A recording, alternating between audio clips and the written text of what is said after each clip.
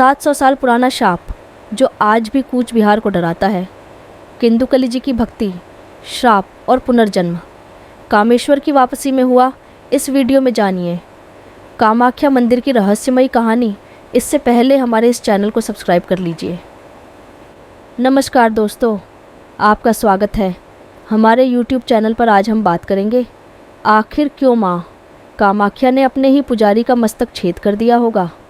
ऐसा कौन सा श्राप था जिसके श्राप के कारण कामाख्या के जो राज्य परिवार है वे आज भी जय सालों के उपरांत के बाद भी माँ कामाख्या के दर्शन नहीं कर पाते हैं। आखिर क्यों माँ कामाख्या ने सदैव लिए नीलांचल क्षेत्र को छोड़ दिया था। कामाख्या मंदिर से जुड़ी कई महान तांत्रिक, मंत्र और अघोरी साधकों की कथाएं हैं। उन्हीं में से एक कथा जुड़ी है केंदुगली जी से। केंदुगली माँ कामाख्या के मुख्य पुजारी थे और गर्भगृह में पूजा अर्चना करते थे। वे माँ के महान उपासक थे। अब हुआ यह कि वहाँ के जो राजा थे नर नारायण, वे भी माँ कामाख्या के परम भक्त थे। वे कूच बिहार राजवंश से थे, जिसे कोच बहार वंश के नाम से भी जाना जाता है।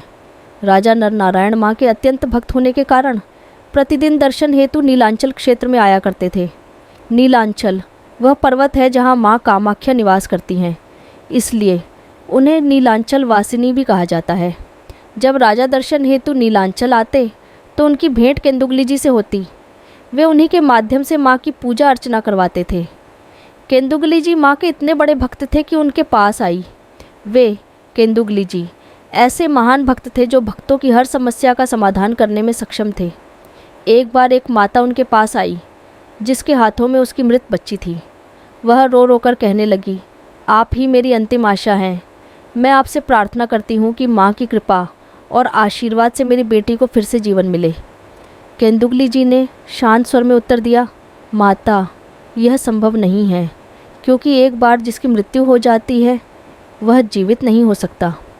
लेकिन उस माता को केंदुगली जी पर अपार विश्वास और श्रद्धा थी। उसने कहा, मुझे विश्वास है, अगर आप एक बार माँ से कहेंगे तो वह आपकी बात को मना नहीं कर पाएंगी। केंदुगली जी बोले, आपकी श्रद्धा को प्रणाम। मैं माँ से आपके लिए प्रार्थना अवश्य करूँगा, बाकी सब माँ की इच्छा पर निर्भर करेगा। इसके बाद उन्होंने उस मृत बच्ची को गोद में उठाया और माँ की पाषाण प्रतिमा अर्थात ब्रह्मांड योनि पर जाकर उसे रख दिया। जैसे ही केंदुगली जी ने आंखें मूंदकर माँ से प्रार्थना की, हे माँ, यदि मेरे हृदय में सच्ची भक्ति है, यदि आप मेरे साथ हैं, तो इस नन्ही जान को फिर से जीवन दान दीजिए। तभी चमत्कार हुआ। माँ की शक्ति प्रकट हुई और वह मृत बच्ची धीरे धीरे अपने आप हिलने लगी। उसके शरीर में फिर से प्राण लौट आए। केंदुगली जी की इस विनम्र प्रार्थना पर माँ ने कृपा की। मृत बच्ची को जीवन दान मिला, वह फिर से जीवित हो गई। यह चमत्कारी घटना धीरे धीरे पूरे नगर में फैल गई। अंततः इसकी खबर राजा नरनारायण तक भी पहुँची। जब राजा ने सुना कि केंदुगली जी इतने सिद्ध महायोगी हैं कि उनके माध्यम से माँ स्वयं किसी को जीवन दान दे सकती है, तब उनके मन में भी गहरी श्रद्धा जाग उठी।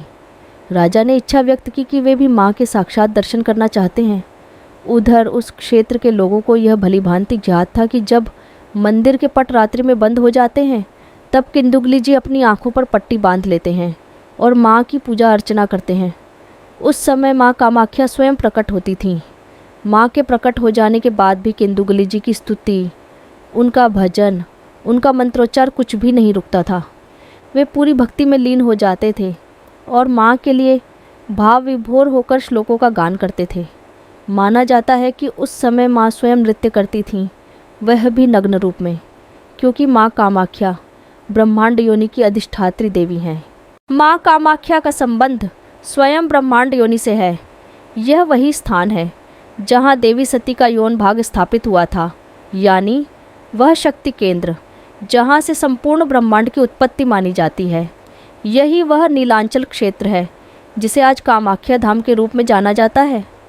केंदुगली जी, जो माँ के परम भक्त और गर्भगृह के प्रधान पुजारी थे, उन्हीं के पास एक दिन राजा नरनारायण आए, जो कोच बिहार वंश के महान शासक और माँ के अनन्य उपासक थे। राजा ने विनती की, मैं भी माँ के दिव्य दर्शन करना चाहता हूँ, कृपया मुझे गर्भगृह में प्रवेश की अनुमति दीजिए। केंदुगली जी ने स्पष्ट कहा, राजन, यह मैं नहीं कर सकता। क्योंकि जब मैं स्वयं माँ की पूजा करता हूँ तो रात्रि में मंदिर के कपाट बंद होने के बाद मैं भी अपनी आँखों पर पट्टी बांधकर माँ का पूजन करता हूँ। बिना माँ की अनुमति के गर्भगृह में कोई भी उपस्थित नहीं रह सकता। लेकिन राजा नरनारायण अपनी जिद पर अड़े रहे। उन्होंने साम, दाम, दंड, भेद सभी उपाय अपनाकर केंदुगली जी को विवश कर दिया। विवश होकर केंदुगली जी ने कहा, ठीक है राजन, मैं आपको गर्भगृह में तो नहीं ला सकता, लेकिन वहाँ एक छेद है, एक छोटा सा छिद्र, जहाँ से आप माँ को दर्शन करते हुए देख सकते हैं। मैं जब स्तुति गाना आरंभ करूँगा तभी आप झांक सकते हैं, लेकिन ध्यान रहे, यह आपकी जिम्मेदारी है कि आप उस मर्यादा का उल्लंघन न करें। आप उस छिद्र से बस एक नज़र कीजिएगा। जैसे ही आपकी दृष्टि जाएगी, माँ साक्षात प्रकट हो चुकी होंगी। यही वादा किया था केंदुगली जी ने राजा नरनारायण से। रात्रि का समय हुआ और मंदिर के कपाट बंद किए गए। केंदुगली जी ने आँखों पर पट्टी बांधी और स्तुति गाना प्रारंभ किया। जैसे ही उनका भजन आरंभ हुआ, माँ कामाख्या गर्भगृह में प्रकट हो गई। लेकिन नृत्य शुरू होने से पहले ही माँ को यह आभास हो गया कि उनके साथ छल हुआ है। किसी ने उनकी मर्यादा को भंग करने का प्रयास किया है। माँ ने क्रोधित होकर सर्वप्रथम केंदुगली जी का सिर धड़ से अलग कर दिया, क्योंकि उन्होंने ही गुप्त रूप से राजा को दर्शन देने की छूट दी थी। इसके बाद माँ ने राजा नरनारायण को श्राप दिया, अब से तुम्हारा वंश कूच, बिहार राजवंश, यदि इस पवित्र क्षेत्र में भटकने की भी कोशिश करेगा तो मैं उसका नाश कर दूंगी। इस राजवंश का अंत निश्चित है। यह श्राप इतना शक्तिशाली और अनुल्लंघनीय था कि राजा नरनारायण ने उसी क्षण नीलांचल पर्वत क्षेत्र को सदा के लिए छोड़ दिया।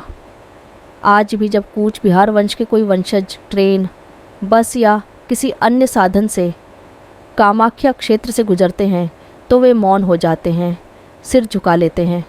वे माँ के दर्शन का प्रयास तक नहीं करते। ऐसा माना जाता है कि यदि उन्होंने माँ की ओर आंख उठाकर भी देखा तो अनिष्ट निश्चित है। यह कथा केवल एक ऐतिहासिक प्रसंग नहीं, अपितु उस दैवी चेतना का प्रमाण है जो माँ कामाख्या की ऊर्जा और मर्यादा में आज भी विद्यमान है। कुछ लोग कहते हैं कि जब भी कूच बिहार वंश के राजा या उनके वंशज कामाख्या क्षेत्र से गुजरते हैं, चाहे ट्रेन से चाहे कार से, वे सदैव अपने बाजू में एक छतरी, अम्ब्रेला खोल देते हैं। इसका उद्देश्य होता है कि गलती से भी उनकी दृष्टि माँ कामाख्या की ओर न चली जाए। दूसरी ओर केंदुकली जी के संबंध में दो रहस्यमयी कथाएं मिलती हैं। पहली कथा यह कहती है कि जब माँ ने क्रोध में आकर राजा नरनारायण को श्राप दिया, तब माँ ने केंदुकली जी का सिर भी धड़ से अलग कर दिया, क्योंकि उन्होंने माँ की अनुमति के बिना राजा को दर्शन की युक्ति बताई थी। वहीं दूसरी कथा के अनुसार माँ ने क्रोध में आकर उन्हें पत्थर की मूर्ति में परिवर्तित कर दिया था। आज भी कहा जाता है कि कामाख्या के गुप्त गर्भगृह में एक विशेष पत्थर की आकृति है, जिसे कुछ साधक केंदुकली जी का अवशेष मानते हैं। राजा नरनारायण और उनके वंशजों कूच बिहार राजवंश के विषय में यह भी कहा जाता है कि वे माँ के उस श्राप के भय से आज भी उस क्षेत्र में सीधे नहीं आते। कुछ लोग कहते हैं कि इस वंश के किसी भी सदस्य को कामाख्या क्षेत्र से गुजरते समय भी माँ के मंदिर की ओर देखने की अनुमति नहीं है। एक लोक कथा के अनुसार कथा है केंदुकली जी का पुनर्जन्म कामेश्वर की वापसी में हुआ। माँ कामाख्या के परम उपासक तांत्रिक केंदुकली जी जब राजा नरनारायण की छलबल का शिकार बने और माँ के क्रोध से उनका सिर धड़ से अलग हो गया, तो माँ के करुण रूप ने उस क्षण ही उन्हें एक वचन दिया, हे तांत्रिक, तुमने भले ही मुझसे धोखे में राजा को छिद्र दर्शन की छूट दी, परंतु तुम्हारी भक्ति निष्कलंक है।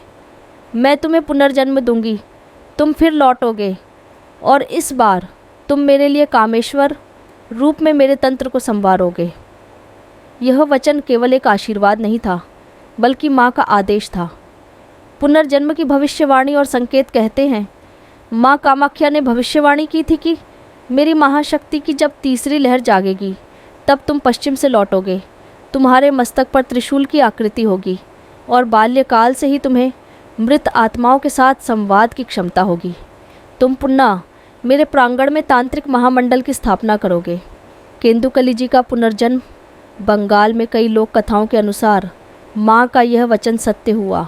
17वीं शताब्दी के अंत में बंगाल के नवद्वीप क्षेत्र में एक बालक जन्मा जो बचपन से ही शव साधना की ओर आकर्षित था।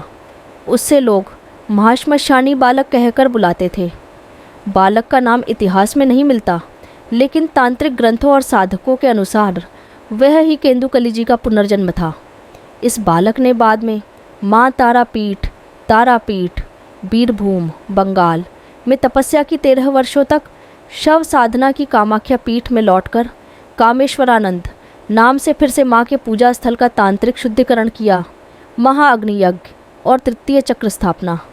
यह भी कहा जाता है कि उन्हीं के प्रयास से कामाख्या मंदिर में तृतीय यंत्र चक्र गुप्त योनि चक्र की स्थापना हुई। 64 योगिनियों की छाया साधना की पुनः स्थापना हुई और नागा साधुओं व अघोरियों को अलग अलग दीक्षा पद्धति में बांटा गया। इस कथा का रहस्य और सीमाएं। यह कथा तांत्रिक ग्रंथों या प्रमाणिक शास्त्रों में नहीं मिलती। कामाख्या मंदिर के पुरातन पुजारियों द्वारा सुनाई जाती है। अघोर पंथ, वामाचार, साधकों व बंगाल के तांत्रिक अखाड़ों में इसे गुप्त कथा माना जाता है। साधकों के अनुसार केंदुकली का पुनर्जन्म ही कामाख्या की दूसरी आध्यात्मिक क्रांति का कारण बना था।